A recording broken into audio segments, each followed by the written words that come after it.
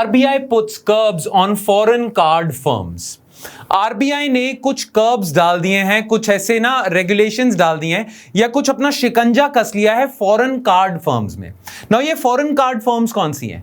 आपने देखा होगा आपके पास जो डेबिट कार्ड है या क्रेडिट कार्ड है, ये कुछ कंपनीज का होता है, जैसे मास्टर कार्ड हो गया, आपके पास वीजा होता है, राइट, आपके पास रुपे कार्ड होते हैं। इन कंपनीज पे ना आरबीआई ने थोड़ा सा शिकंजा कसा है ना। वो कंपनीज जो इंडिया की हैं, डेबिट और क्रेडिट कार्ड्स वाली जो इंडिया की कंपनी है, जैसे रुपे वगैरह हो गई, ठीक है, इन पे तो आरबीआई ने शिकंजा नहीं कसा है। पर फॉरेन कार्ड फर्म्स पे, जैसे मास्टर कार्ड हो गया, इस पे आरबीआई ने शिकंजा थोड़ा सा कसा है ना। वो शिकंजा क्या है और आरबीआई ने ऐसा क्यों करा है, वो देखते हैं। ऑलराइट, ये दो आर्टिकल्स आए थे, एक इंडियन एक्सप्रेस की एक्सप्लेन्ड सीरीज में आर्टिकल था, एक आपके बिजनेस सेक्शन में हिंदू के आर्टिकल था ये, राइट। नाउ देखते हैं न्यूज में क्या है, आरबीआई ने करा क्या है, फिर हम देखेंगे क्यों करा और पूरा मुद्दा क्या है ये। The Reserve Bank of India has so far barred 3 foreign card payment network companies, Mastercard, American Express, Diners Club, ये 3 कंपनीज हैं, from taking new customers on board over the issue of storing data in India. RBI ने क्या शिकंजा कसा इन 3 foreign card companies पे? RBI ने कहा है कि अब आप नए कस्टमर्स इंडिया में अक्वायर नहीं कर सकते। जो ऑलरेडी एग्जिस्टिंग कस्टमर्स हैं master card, American express, diners club के, वो तो अपना काम चलाते जाएं, वो अपना debit card, credit card use कर सकते हैं, पर ये 3 कंपनीज अब नए कस्टमर्स नहीं ले सकती इंडिया के अंदर, स्पेसिफिकली इंडिया के अंदर। ये आरबीआई ने करा है, right. The RBI said it had given almost 3 years for Mastercard to comply with the regulatory directions, but it was unable to complete the process. अब आरबीआई ने क्या कहा है? आरबीआई ने कहा है कि हमने इन तीनों कंपनीज को ना कुछ रेगुलेशंस दी थी, कुछ बोला था, इन्हें कुछ गाइडलाइंस दी थी जो इन्हें फॉलो करनी थी, और हमने इन्हें 3 साल का टाइम दिया था। इन्होंने वो गाइडलाइंस फॉलो नहीं करी हैं, और बिकॉज इन्होंने गाइडलाइंस फॉलो नहीं करी हैं, इसलिए अब हम ऐसा स्टेप उठा रहे हैं, right. In April this year, the RBI had imposed restrictions on American Express Banking Corp. and Diners Club International Limited from enrolling new domestic customers onto their card networks. तो मास्टर कार्ड लेटेस्ट एंट्रेंट है। अप्रैल में already diners club और American express पे RBI ने ये order दे दिया था, अब रिसेंटली मास्टर कार्ड पे दे दिया है, राइट। नाउ आप में से बहुत लोग सोच रहे होंगे कि जितनी भी ये डेबिट कार्ड कंपनीज है, क्रेडिट कार्ड कंपनीज हैं, इनका इंडिया को फायदा हो रहा है। इंडिया चाहता है ना कि डिजिटल पेमेंट्स बढ़े इंडिया में। इंडिया की गवर्नमेंट चाहती है कि ऑनलाइन पेमेंट्स बढ़े, कैश का रोल कम से कम हो जाए और डिजिटल पेमेंट्स इंडिया में ज्यादा बढ़े। ना डिजिटल पेमेंट्स बढ़ने में ये master card, American express, diners club, ये बहुत ज्यादा रोल प्ले कर रहे हैं। तो आरबीआई इन्हीं से नाराज क्यों होता जा रहा है? वेल, इसके पीछे एक बहुत बड़ा इशू है, और वो बहुत बड़ा इशू पता है क्या है? सिंपल। जितनी भी आप ट्रांजैक्शन करते हो, लेट्स सपोज आप मास्टर कार्ड यूज करते हो, ठीक है, आपके पास मास्टर कार्ड का डेबिट कार्ड है, और उस डेबिट कार्ड से आप कोई ट्रांजैक्शन करते हो, कोई गुड खरीदते हो, कोई ऑनलाइन शॉपिंग करते हो, किसी को पेमेंट करते हो, कुछ भी करते हो ना, जो भी आप चीजें करते हो ना, उससे एक डेटा जनरेट होता है, फाइनेंशियल डेटा जनरेट होता है, ठीक है, कि इस इंसान ने इस इंसान को पेमेंट करी, इस इंसान ने इस बैंक अकाउंट से इस इंसान को इस बैंक अकाउंट में पेमेंट करी है, ये सारा डेटा जनरेट होता है। इसे हम फाइनेंशियल डेटा कहते हैं या पेमेंट डेटा कहते हैं, राइट। नाउ ये जो पेमेंट डेटा है ना, मास्टर कार्ड क्या करेगा, इस पेमेंट डेटा को यूएसए में स्टोर करेगा। ये जो डेटा है, क्योंकि ये अमेरिकन कंपनी है, अमेरिकन एक्सप्रेस है, ये अमेरिकन कंपनी है, ये सारा इंडिया के जो लोग हैं जो आपस में ट्रांजैक्शंस कर रहे हैं, उनका डेटा भी अमेरिका में स्टोर करेगा, राइट। क्योंकि इनके सारे सर्वर्स, इनका सारा कुछ, इनके सारे सर्वर्स वगैरह, इनके पास सारा डेटाबेस इनका यूएसए में है, ये यूएसए से ऑपरेट करते हैं। तो इंडिया में भी जो इनके कस्टमर्स हैं जो पेमेंट्स कर रहे हैं, उनका भी पेमेंट डेटा ये यूएसए में स्टोर करेगा ना। इस पे ना इंडिया को प्रॉब्लम है। इंडिया कहता है, और आरबीआई खासकर कहता है, कि जो इंडियंस का डेटा है ना, उस पे इंडियंस का हक होना चाहिए। तो इंडिया का अगर पेमेंट डेटा है, उस पे हक होना चाहिए इंडियन गवर्नमेंट का, ठीक है। इसे डेटा सॉवरेनिटी भी कहेंगे।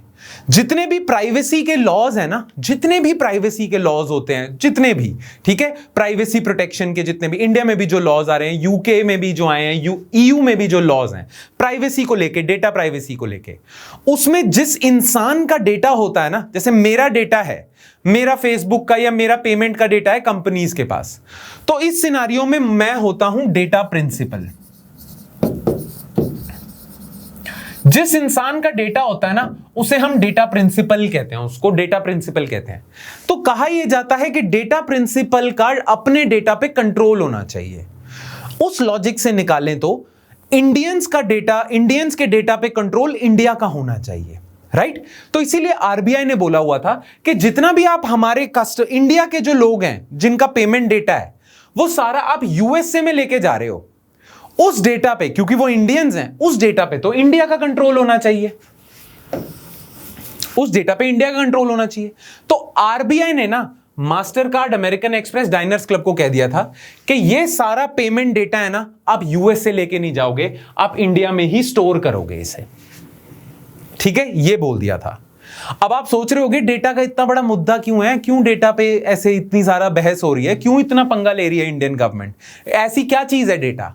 Well, data is everything in this age. आपको पता है करंटली जो एज चल रही है उसे हम कहते हैं इंफॉर्मेशन एज। यहां पे जिस इंसान के पास इंफॉर्मेशन है वही सबसे पावरफुल है, और at this moment in this current age data is the new currency. Data को नई करेंसी कहते हैं। फेसबुक, गूगल इतने पावरफुल क्यों हैं? क्योंकि उनके पास पूरी दुनिया का डेटा है, उनके पास पूरी दुनिया की सर्च हिस्ट्री है, सब कुछ है। Data is the new currency. जिसके पास डेटा है वही मास्टर है इस टाइम पे, राइट? तो इंडिया कह रहा है कि ये सारी अमेरिकन कंपनीज इंडियंस का भी डेटा अमेरिका लेके जा रही हैं। इंडिया के पास इंडियंस के डेटा का कंट्रोल होना चाहिए, ठीक है? तो इंडिया ने सीधा बोल दिया, आरबीआई ने क्लियरली बोल दिया कि इंडियंस का जितना भी पेमेंट डेटा है, master card, American express, diners club का, ये सारे के सारा डेटा इंडिया के पास होना चाहिए।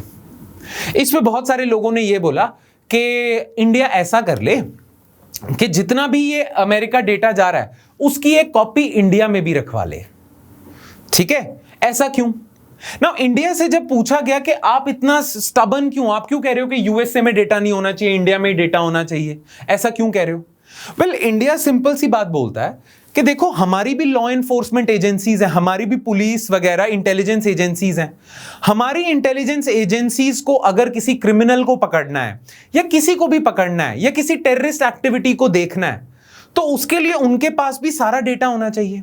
आपने देखा होगा कि टेररिस्ट को कई बार पकड़ने के लिए उनकी बैंक डिटेल्स देखते हैं, उनका पेमेंट डेटा देखते हैं, टेररिस्ट फाइनेंस कहां से हो रहा है, कौन सा बिजनेसमैन किस टेररिस्ट को फंड कर रहा है, उस सब के लिए पेमेंट डेटा होना चाहिए। नाउ इंडिया की इन्वेस्टिगेटिंग एजेंसीज जब इन्वेस्टिगेशन करने जाती हैं क्रिमिनल या वगैरह के लिए, उन्हें पता चलता है कि सारा का सारा डेटा तो यूएस से पड़ा है, तो उन्हें यूएसए से रिक्वेस्ट करनी पड़ती है। तो इंडिया ने कहा नहीं, इंडिया में जितने भी पेमेंट यूजर्स हैं उनका डेटा इंडिया में ही होगा, ठीक है? इसीलिए हमारे अगर ऐसा नहीं होता तो हमारी लॉ एनफोर्समेंट एजेंसीज को बड़ा प्रॉब्लम झेलनी पड़ती है। हमारे पास डेटा होना चाहिए, हमने भी इन्वेस्टिगेशन वगैरह करनी है। Make sense? बड़ी सिंपल सी बात है।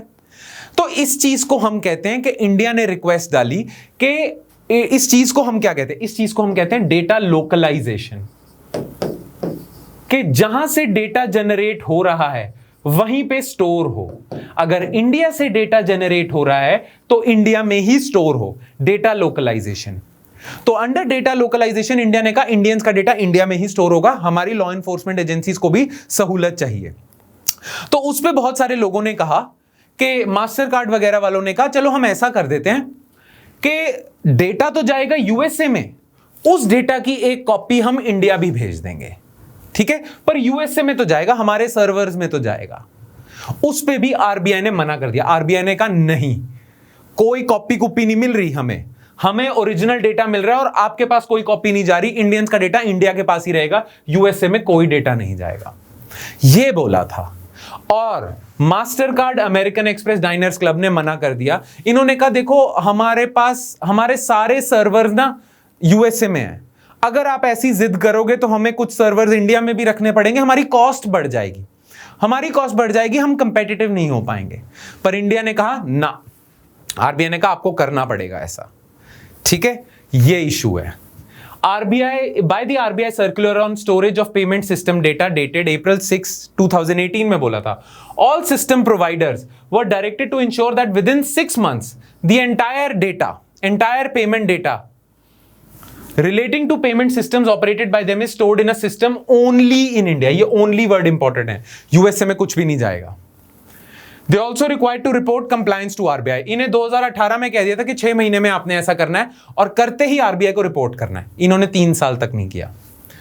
However, credit card firms with global operations have been resisting the move.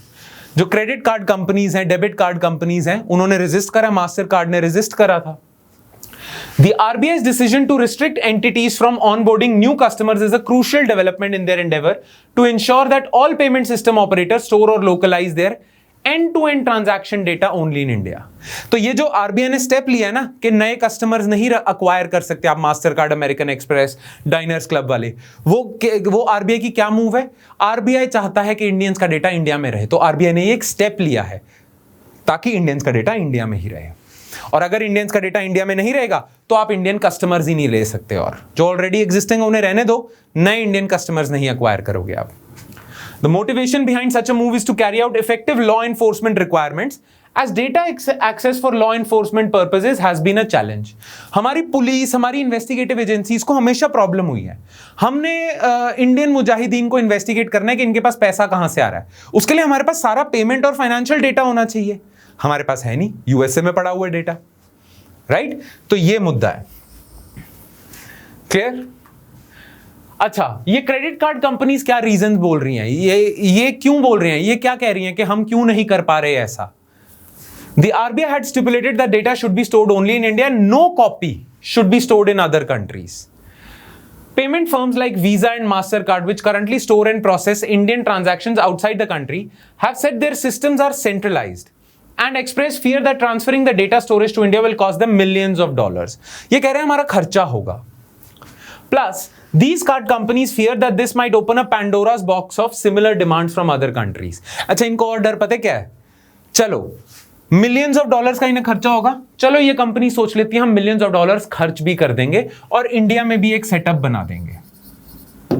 फिर बाकी कंट्रीज कहेंगे कि फिर इंडिया ही एक्सेप्शन क्यों है, हमारी कंट्री में भी ऐसा करो। जितनी भी कंट्रीज हैं ऑल ओवर द वर्ल्ड, सारे ऐसा कहने लग जाएंगी, है ना? और अगर सारी ऐसा कहने लग जाएंगी तो सब में मिलियंस ऑफ डॉलर्स खर्चा होएगा। ऐसे करते करते तो बहुत खर्चा हो जाएगा, राइट? तो अगर इंडिया की डिमांड मान ली तो बाकी कंट्रीज की भी माननी पड़ेगी, बहुत खर्चा हो जाएगा, पैंडोरास बॉक्स खुल जाएगा। ठीक है? While the finance ministry had suggested some easing of norms in transferring the data, the RBI refused to budge, stating that the payment systems need closer monitoring in the wake of rising use of digital transactions. दो finance ministry ने थोड़ी सहूलत दे दी थी इन card companies को, जिससे इनके लिए easy हो गया था डेटा इंडिया में ट्रांसफर करने के लिए करना, पर आरबीआई ने स्ट्रिक्ट रखा हुआ है। आरबीआई कहता है डिजिटल ट्रांजैक्शंस, क्योंकि सारी पेमेंट्स अब ऑनलाइन हो रही हैं, ऑनलाइन ट्रांजैक्शंस पे मॉनिटरिंग करना बहुत इंपॉर्टेंट है, इसलिए इन्हें सारा डेटा इंडिया में ही रखना पड़ेगा। इसे ये याद रखना आपने, इसे हम डेटा लोकलाइजेशन कहते हैं, जहां का डेटा वहीं स्टोर हो। और वो याद रखना, मेरा डेटा है अगर किसी फेसबुक के पास, तो मैं डेटा प्रिंसिपल होऊंगा जिसका डेटा फेसबुक के पास है, राइट? डेटा प्रिंसिपल भी आपको पता है, डेटा सॉवरेनिटी भी आपको पता होना चाहिए, जिसका डेटा उसी का कंट्रोल होना चाहिए उस पर, राइट? अच्छा, वे फॉरवर्ड क्या है? अब क्या कर सकते हैं? क्रेडिट कार्ड या डेबिट कार्ड कंपनीज के लिए बहुत महंगा हो जाएगा, राइट? अगर वो ऐसा करेंगे, और इंडियन गवर्नमेंट या आरबीआई इज रिफ्यूजिंग टू बज। आरबीआई भी ये वाला स्टैंड रख रहा है, डेबिट कार्ड कंपनीज ये वाला स्टैंड रख रही हैं, दोनों अपने स्टैंड से बज नहीं कर रही हैं, तो कोई मिडिल पाथ निकल सकता है, मिडिल पाथ निकल सकता है। Though RBI is well within its rights under data sovereignty, experts believe that hard data localization, hard मतलब आरबीआई का ये हार्ड स्टांस के इंडिया में ही रहेगा डेटा और कहीं नहीं रहेगा, would impact India's payment ecosystem, India का पेमेंट इकोसिस्टम को नुकसान हो सकता है इससे। अच्छा, एक और तरीका लोग कह रहे हैं, वैसे इंडिया के सामने ना एक ऑप्शन थी, इंडिया के सामने ऑप्शन ये थी कि इंडिया ना म्यूचुअल लीगल असिस्टेंस ट्रीटी कर ले यूएसए के साथ। अगर यूएसए के साथ India mutual legal assistance treaty कर लेता है तो उसमें इंडिया की लॉ एनफोर्समेंट एजेंसी ना कांटेक्ट कर लेंगी यूएसए की लॉ एनफोर्समेंट एजेंसी, और उस एग्रीमेंट के तहत वो ट्रांसफर कर देंगे information under mutual legal assistance treaty. ठीक है, बट इंडिया का एक्सपीरियंस ये रहा है कि म्यूचुअल लीगल असिस्टेंस ट्रीटी के थ्रू इंफॉर्मेशन जब हम निकलवाते हैं उसमें डिले बहुत होता है, टाइम बहुत लगता है, बहुत कंबरसम होता है, राइट? तो वो नहीं कर सकते। तो एक्सपर्ट्स कह रहे हैं कि एमलैट के अलावा आप एक ऐसी ट्रीटी कर लो जिसमें यूएसए से जल्दी डेटा आ जाए, राइट? ऐसा भी कर सकते हैं। Idea must be to ensure that Indian law enforcement requirements of access to data are met in timely manner while at the same time allowing data flows to foster innovation and trade in the tech ecosystem. ठीक है, but RBI इस point पे dead against है। RBI कह रहा है हम USA से कोई ट्रीटी नहीं करेंगे, म्यूचुअल लीगल असिस्टेंस ट्रीटी है यूएसए से, उसे रहने देते हैं। इस केस में तो हमने यूएसए के सामने हाथ नहीं फैलाने, हमारा डेटा हमारे पास रहेगा। ये आरबीआई का रिजिड स्टांस है, ठीक है, and which is a fair stance also, because India का डेटा इंडिया में ही रहना चाहिए। ये कोई आउटरेजियस डिमांड नहीं है, सारे वर्ल्ड का डेटा यूएसए में ही क्यों हो, राइट? खैर, इस सब में फायदा पता है किसको हो रहा है? जो इंडियन कार्ड कंपनीज हैं, जैसे रूपे इंडिया का है, ठीक है, इंडिया की एक ऑर्गेनाइजेशन है national payment corporation of India, उसका रूपे है, वो तो इंडियन ही है, वो तो इंडिया का डेटा इंडिया में स्टोर करते हैं, तो उन्हें बहुत फायदा हो रहा है। खैर, आरबीआई का control in credit card companies पे कैसे है वो देख लेते हैं। आरबीआई कैसे कंट्रोल करती है? Regulatory hold of RBI over payment systems. किसी लॉ ने ही पावर दी होगी आरबीआई को, वो क्या है लॉ, ये भी पता होना चाहिए, प्रीलिम्स में सवाल आ सकता है। Firms such as MasterCard, Visa, NPCI are payment system operators authorized to operate a card network in India under the Payment and Settlement System Act. तो ये जो मास्टर कार्ड, वीजा, रुपे वगैरह को किस किस एक्ट से परमिशन मिलती है? ये पेमेंट सिस्टम ऑपरेटर्स हैं, और इन्हें कार्ड चलाने की, इंडिया में कार्ड नेटवर्क फैलाने की जो परमिशन है वो किस एक्ट के तहत मिलती है? Payment and settlement system act of 2007, इसके अंदर मिलती है। और इसी एक्ट के तहत, under this act, the RBI is the authority for regulation and supervision of payment system in India. India में पेमेंट सिस्टम कैसे चलेगा, आरबीआई देखेगा under this act. The RBI's payment system enables payments to be effected between a payer and beneficiary and involves the process of clearing payment or settlement or all of them. ठीक है, तो ये पता होना चाहिए कि RBI के पास power कहां से आती है इन क्रेडिट कार्ड कंपनीज को डायरेक्ट करने की, अंडर दिस एक्ट। ठीक है, तो आई होप ये आपको पूरा इशू समझ आ गया हो। मेन इशू ये सारा डेटा सॉवरेनिटी का है, डेटा सॉवरेनिटी का है, डेटा लोकलाइजेशन का है। ऑलराइट।